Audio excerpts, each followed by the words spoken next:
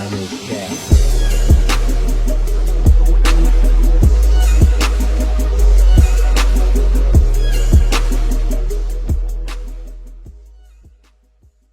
Shout out to Real Reality Gossip, most importantly, Martin. Shout out to y'all for tapping in. This video is what really happened to Lyfe Jennings. Now, of course, everybody know him for the famous "Must Be Nice" song. You know, I'm not gonna play like I know all his songs. That's the only real song I know by him. That's how I be with some artists. I don't really get to venture out into the other songs. I just know one song and then just fuck with them off that. But without further ado, we're going to get straight into the video. I told you I'm going to be leaving y'all with some videos until I fully come back on the 24th. And then it's back to regular programming.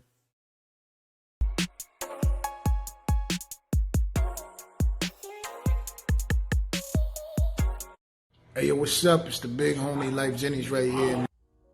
Lyfe Jennings began singing in church, but after getting caught up with the wrong crowd, he found himself serving a lengthy sentence behind bars.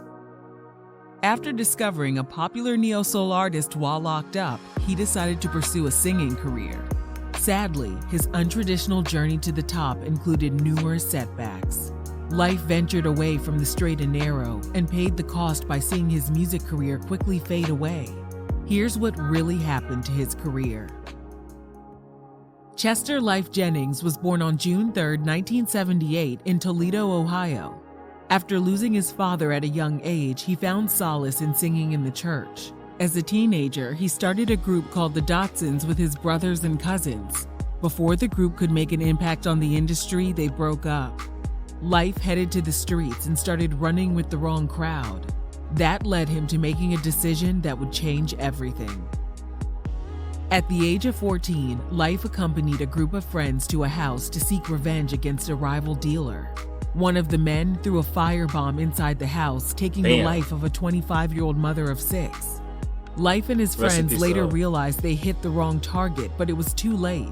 They got locked up on charges. His lawyer argued that Lyfe had no idea about the plan to strike the house and thought he was only tagging along to vandalize a car. The court didn't buy it. Lyfe was found guilty of arson and was sentenced to 10 years behind bars. In 1997, while he was still finishing out his sentence, Erykah Badu's debut album Baduism found its way inside Lyfe's jail cell. He told the Clayton Perry website that listening to the neo-soul artist changed his perspective on music. He began working on music every single day and joined the prison's church band. He learned how to play the guitar since that was the only instrument allowed behind bars. Here he adopted the moniker Music for Lyfe. His friends behind bars thought the name was too long, so he went with the name Lyfe instead. After getting released in 2002, he was ready to show the world what he was all about. According to Rolling Out magazine, he recorded a 4-song demo which led to an appearance at the legendary Apollo Theater. When he walked on stage, he immediately got booed. As he began singing in a mesmerizing falsetto, all while strumming his guitar, the audience fell in love.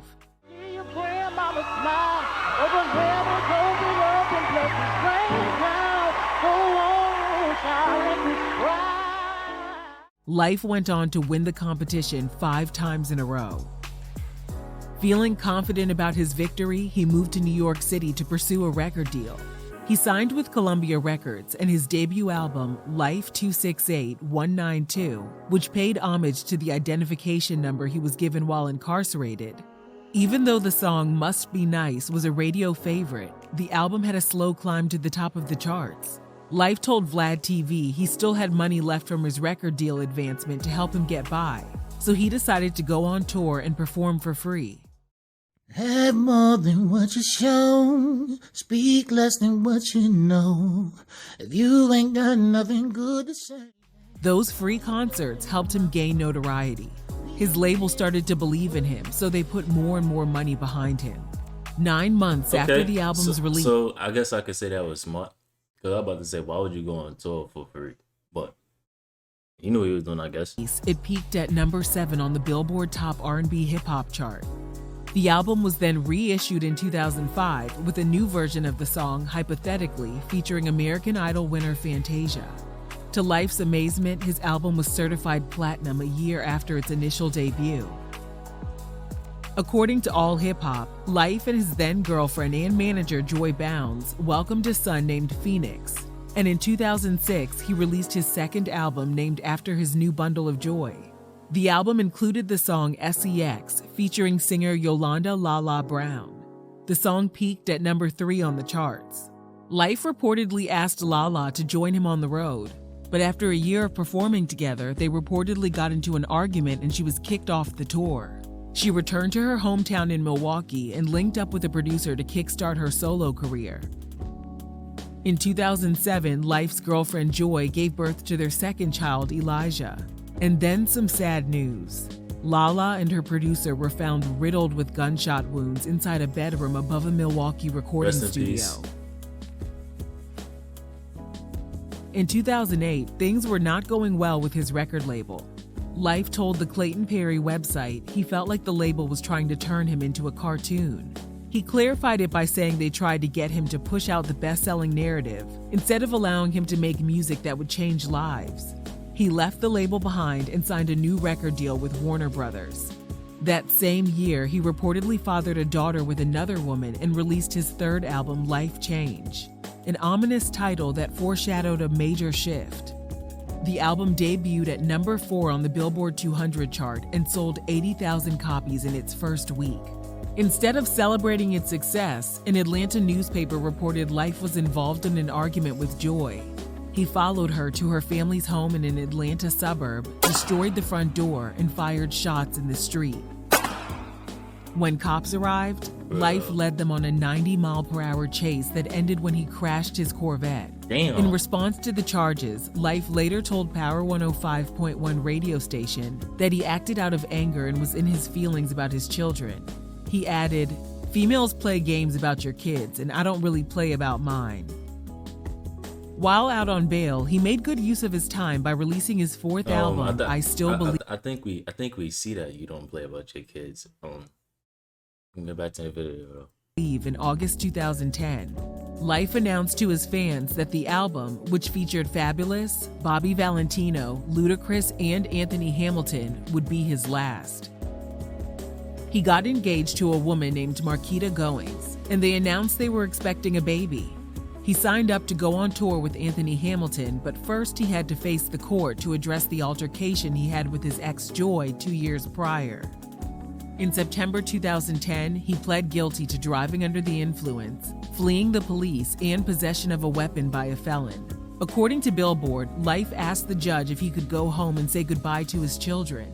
His request was denied, and he was hauled off to serve a 3.5-year sentence. Anthony Hamilton and Lyfe's label didn't even know he was locked up until the singer posted a since-deleted statement on his Facebook page. At the time, Lyfe had no idea how many bridges he was burning. In 2011, Marquita gave birth to Lyfe's fourth child, Lyfe Michael Jennings. Unfortunately, while behind bars, he received a call from Warner Brothers record label letting him know he was dropped from the label. In 2013, Lyfe was released. He told Vlad TV all of his money was gone because he spent it on child support, mortgages, and taking care of people in his inner circle. He thought he would be able to pick up right where he left off, but no one wanted to deal with him. Music executives were too afraid to invest in him over the fear that he might get locked up again. Lyfe moved in with his girlfriend before hitting the road to perform at various venues. Instead of making $20,000 per show like he did prior to getting locked up, he was only getting paid $3,000 to $4,000 per show. He thought his career was over until he received a call from Mass Appeal Records signing him to a new record deal. He released his fifth album called Lucid. A sixth album entitled Tree of Life followed in 2015. The album peaked at number 9, proving that Lyfe was still a major player in the music industry. In 2016, he pursued other avenues when he appeared on the reality show Love and Hip Hop Atlanta as Carly Red's love interest. Lyfe pretended to propose to her on the show only to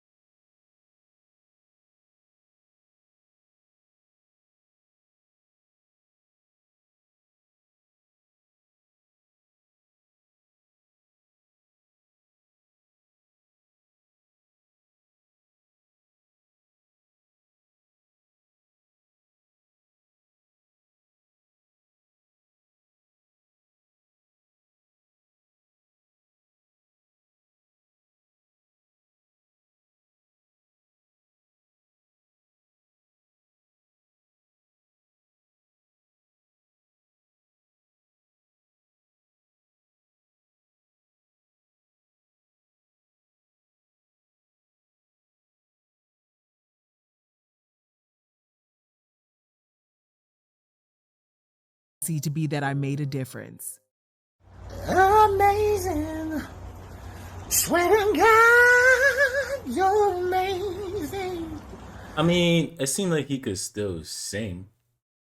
Like he could still sing. And whoever on you could make a lot of money from a clone of you. But I don't know whether to say shout out to him because I heard you was singing to Jeffrey Dahmer, so I don't know whether to say shout out to you or not. But shout out to Real Reality Gossip.